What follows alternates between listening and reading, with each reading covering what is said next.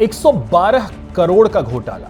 जी हां, income tax द्वारा तैयार की गई एक गोपनीय जांच रिपोर्ट के मुताबिक 254 पन्नों की रिपोर्ट में नकद ट्रांसफर, आईफोन और सूट फिटिंग से जुड़ी व्हाट्सएप बातचीत, एक संदिग्ध सेल फोन के जरिए प्रॉपर्टी का लेन देन और नवनीत सहगल के बेटे से जुड़े सारे दस्तावेज मौजूद हैं। हालांकि सार्वजनिक तौर पर इस मामले में सहगल के खिलाफ किसी तरह की कार्रवाई की जानकारी नहीं है। अब आपके दिमाग में यह चल रहा होगा कि आखिर ये नवनीत सहगल हैं कौन?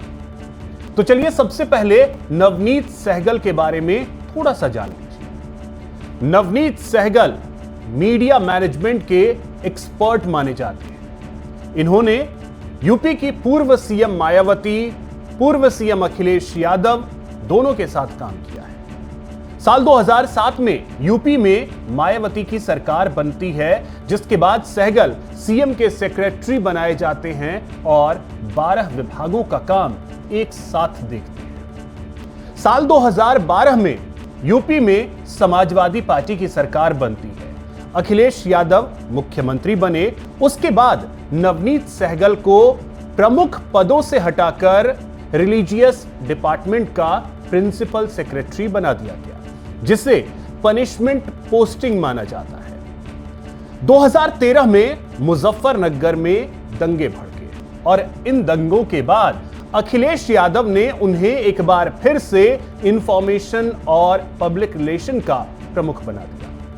सहगल UPEIDA यानी UP expressway industrial development authority के CEO भी रह चुके हैं। उन्होंने अखिलेश यादव के dream project Lucknow Agra expressway में भी महत्वपूर्ण भूमिका निभाई है। नवनीत सहगल यूपी के सीएम योगी आदित्यनाथ के साथ भी काम कर चुके हैं। 2020 में यूपी के हाथरस में बच्ची के साथ रेप केस के बाद उन्हें मीडिया मैनेजमेंट के लिए लाया गया था। उन्होंने उस समय यूपी सरकार की छवि सुधारने का काम किया। कोविड-19 के समय भी जब यूपी में लगातार कोविड के मरीज बढ़ रहे थे और ऑक्सीजन की कमी की खबरें आ रही थी, उस समय पर भी सहगल ने योगी सरकार का PR मैनेज किया था। नवनीत सहगल को सरकार के साथ काम करने का लगभग 35 सालों का अनुभव है। सहगल ने 2018 इन्वेस्टर्स समिट और 2023 में यूपी में हुए ग्लोबल इन्वेस्टर्स मीट में भी योगी सरकार की ब्रांडिंग में जरूरी भूमिका निभाई थी। जिसके बाद साल 2024 में नवनीत सहगल को प्रसार भारती का चेयरमैन बनाया गया। चेयरमैन बनने के बाद सहगल ने प्रसार भारती में कई बदलाव किए। उन्होंने DD फ्री डिश को घर घर तक पहुंचाने का काम किया। इसके अलावा सहगल ने नवंबर 2024 में प्रसार भारती का अपना OTT प्लेटफॉर्म वेब्स भी लॉन्च किया।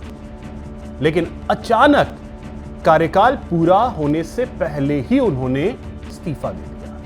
तभी से सवाल उठने शुरू हो गए।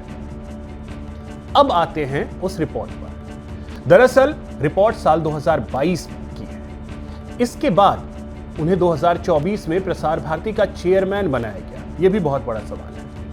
आपको बता दें कि 4 मार्च 2022 को इनकम टैक्स के अधिकारियों ने लखनऊ की एक सड़क पर टोयोटा गाड़ी को रोका, जिसमें 3 लोग सवार थे और 41 लाख रुपए नकद में। यह मामला बाद में यूपी की नौकरशाही में व्याप्त बड़े भ्रष्टाचार की जांच में बदल गया। इस जांच के आधार पर तैयार एक गोपनीय रिपोर्ट में बताया गया कि कैसे अधिकारियों, ठेकेदारों और सेल कंपनियों के नेटवर्क के जरिए सरकारी योजनाओं के बजट से करीब 112 करोड़ रुपए अधिकारी और बिचौलियों के बीच बंट गए। इन आरोपों के केंद्र में 1988 बैच के IAS अधिकारी नवनीत कुमार सहगल थे, जिन्हें इस रकम का सबसे बड़ा हिस्सा मिला।